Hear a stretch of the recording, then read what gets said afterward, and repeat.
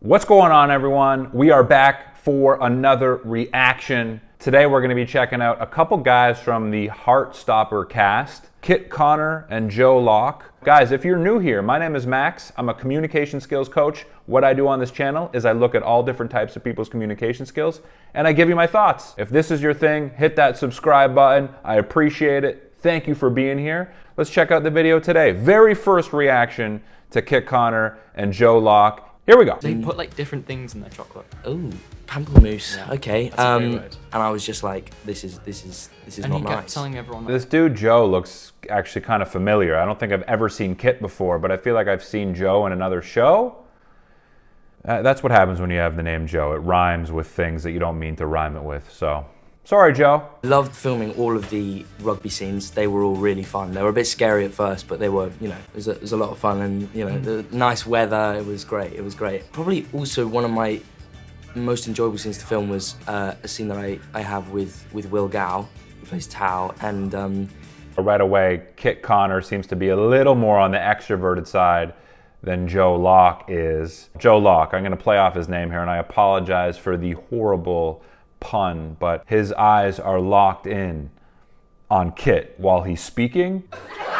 And if you are new here, this is something I like to talk about a lot. I was talking about this with my girlfriend this morning. We were talking about the importance in genuinely listening and being curious about what other people have to say and what that does in response. People notice and feel when you do listen and you are curious, and it's nice being around those people. And I think right off the bat, I don't know what Joe's like, but he's showing some really good listening skills. Nellie Nelson asks, your opinion of mini eggs?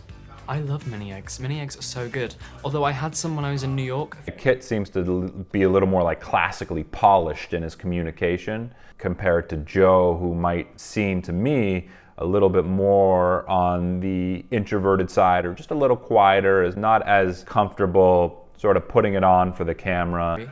I'm not ashamed of that Yeah, one. I don't think that's a shame. I think that's a great movie. You notice the difference in their listening, right? They're both actively listening to each other. But Joe, when he's listening, he's almost silent. He's really just locked in and looking at Kit. He admires him, and he's just interested in what he has to say. And Kit, he's a little bit more of a vocal listener. No, I'm not ashamed of that one. Yeah, I don't think that's a shame. And you hear Joe say something, and Kit will sort of chime in to sort of reinforce what Joe is saying. Well, I'm going to say that one anyway because it's a great movie, but maybe I'm slightly ashamed of that being in my top 5 favourite films of all time. Oh, top 5 maybe, okay.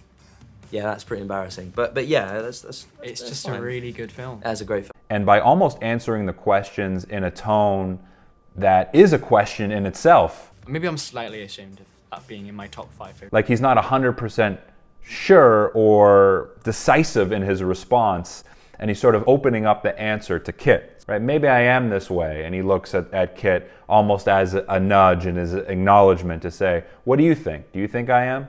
That being in my top 5 favourite films of all time. Oh, top 5 maybe, okay.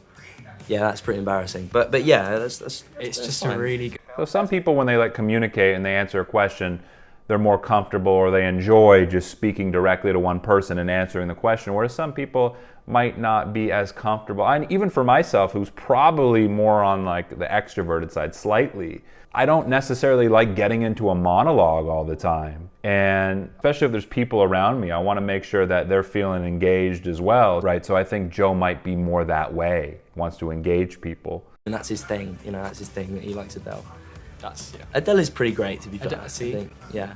Adele is great and always be my favourite artist, no matter what. What, since Well- you were like a baby as well? Well, my mum used to always play Adele or Alicia Keys on like in the kitchen on the speaker, so Okay. I would always listen. And then Just imagine a young Joe Locke just... It's almost like Kit's kind of helping Joe move along in the conversation. What, since Well- you were like a baby as well? Whereas Kit has a little bit of an easier time just expressing himself, whereas Joe might need some help, and it's almost like Kit can sense that. And Joe's also giving him signs that he wants him to contribute, so you know, they're working well as a team in that way. Are you a Taylor Swift fan? see, I have been avoiding this question for months. Oh... I'm ashamed to say that I'm not a fan. I just don't know enough of her music. So you're not a Swiftie? Although I love Folklore as an album. Okay, great, cool. Yeah, the Swifties will come after you. Be careful. The Swifties will come after you. Very good answer. No, I think it helps that we're very comfortable It would be a bit with each awkward other. if we didn't. Yeah, exactly. If we hated each other, that might be a bit difficult. But yeah, we get on very well, and we do kind of banter with each other all the time. And well, a lot of the time, if there is a very kind of intense scene, a very intimate scene or something like that, we'll often sort of. Oh, so are they? I see. I had no context or backstory into this, but I'm assuming they're in a relationship of some sort in the show. There's a romance there. Okay, cool. So I can see why this interview would be so popular then. I'd imagine because people want to see if there's sort of like that real chemistry off camera as well. Interesting. So they did an open call, so like you didn't have to get an agent, and just anyone can audition. And I had a friend that had already read the books and was like, you need to read these. I was like, yeah, I will. And I'm not very good at doing anything that anyone tells me to do. I'm very easily distracted. So. But then I saw the open call, so I read the. There's a real sort of trustworthiness with Joe Locke. You know, he seems to be someone who might be a little more unsure of himself, but I feel like that adds in a weird way to his likability. He just seems like a real guy who has anxieties like so many of us, and I think something that probably a lot of people can connect with. Which is grapefruit. Pamplemousse, Yeah, okay. That's a great word. Like, I know 1, 2, 3, 4, 5, 6, 7, 8, 9, 10, 11, 12, 13, Nice. 14, something like that, yeah. So really basically is fluent, telling essentially. right So It's funny, Joe's kind of got a low-key sass about him, huh? Because he's a little quieter and he seems a little, you know, he's got his quirks and he seems a little socially awkward a bit, but he definitely has some sass. You see like the banter come out as this interview picks up. And then he rang me back like 10 minutes later. So I looked at the phone and I was like, okay, this is it. Like, this is the call. And then he answered and he's like, oh, you sat down? I was like, yeah, why? Because he's like, because you got the part. And I just screamed. fair enough, that's I fair just enough. screamed. I think that's a fair reaction, Yeah. actually.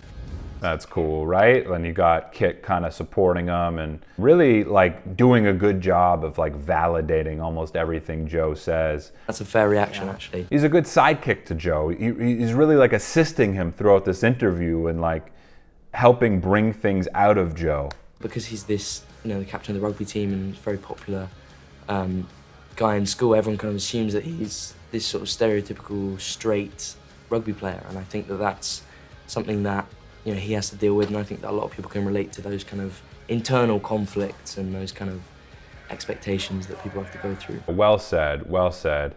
He's a lovely chap and expresses himself very well, very clearly, very delicately. Seems like he's very aware of his audience and sensitive in that way, but I think he communicated that really well. Part you enjoyed the most on set?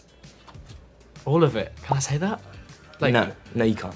Sorry. the atmosphere was so lovely and everyone was so nice, and working with Kit and Will and Yaps and Karina and Kizzy and Toby and Rhea and Bash and everyone. I've forgotten someone, Cormac. Everyone, I shouldn't have said that. I shouldn't have started. Yeah, just now I because have now forgotten someone's someone. going to get their feelings Check hurt. Listen, I think Joe's also like very sensitive to what other people might think of him as well, right? He feels bad excluding people.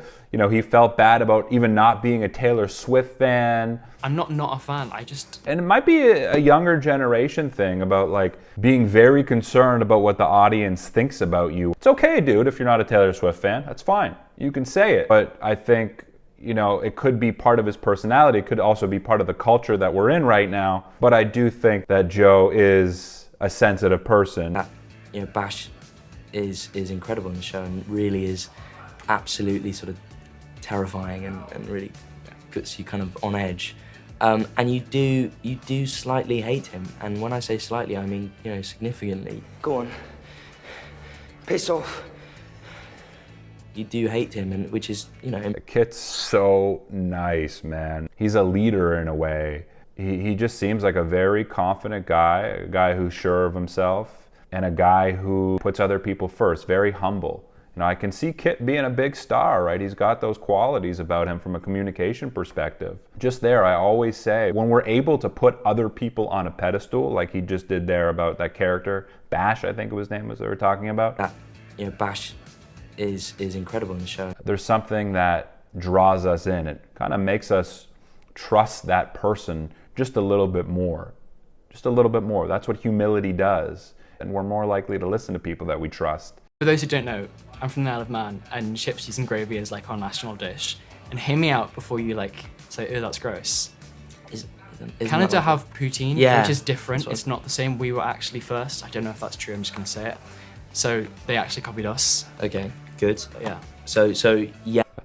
Like, I feel like Joe wants to be more of a shit disturber. He should be. I like when he gets into shit disturbing mode. You know, he's got that mischievousness in him, but I feel like him being a sensitive guy, he kind of holds back a little because he doesn't want to, you know, hurt anyone else. Yes, but you sort of have to film. Yes, but only in like, it's like. Yeah, it's a special occasion.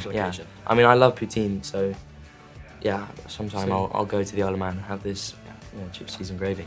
Listen, what I took away from that really was like, they really like each other, they really admire each other, they really respect each other, and that's something we can learn literally just from watching them listen to each other. As always, if you want to watch my uncut reaction and analysis, all you need to do is go to my Patreon page. I've included the link in my description below. Other than that, my name is Max. I appreciate you tuning in. I'll catch you soon. Peace.